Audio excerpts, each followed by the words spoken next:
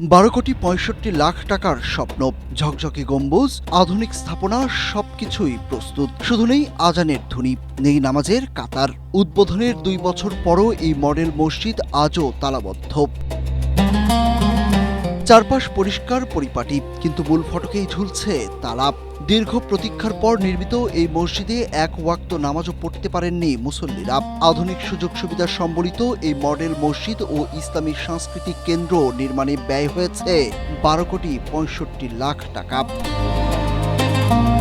Islamic foundation সূত্র মতে 2021 সালের 9 জানুয়ারি ভিত্তিপ্রস্তর স্থাপন, 2023 সালের 30 অক্টোবর ভার্চুয়ালি উদ্বোধন। কিন্তু উদ্বোধনের আনন্দ থেমে গেছে তালাবদ্ধ দরজার সামনে।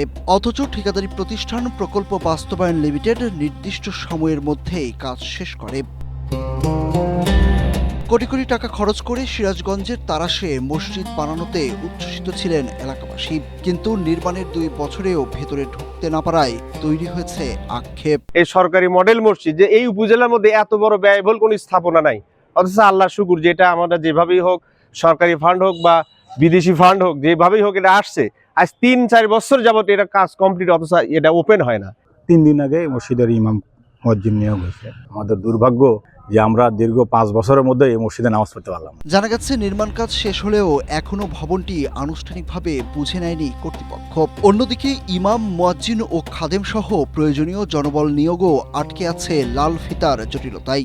কন্ট্রাক্টর বলতেছে মেলা দিন আগে মসজিদ আমরা হ্যান্ডওভার করে দিছি, কিন্তু ইউনো অফিসে করতেছে যে আমরা তো হ্যান্ডওভার নেই। এই তর্ক বিতর্কে 1 বছর পার হয়ে গেল। ইসলামিক ফাউন্ডেশনের জেলা প্রধান বলছেন জনবল নিয়োগ ও আনুষ্ঠানিক কিছু কাজ বাকি আছে।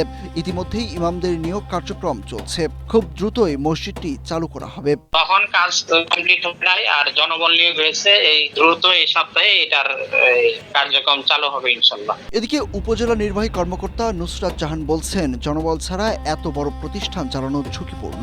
দ্রুত নিয়োগ দিয়ে মসজিদ খুলে দেওয়া হবে বলে আশ্বাস দেন তিনি।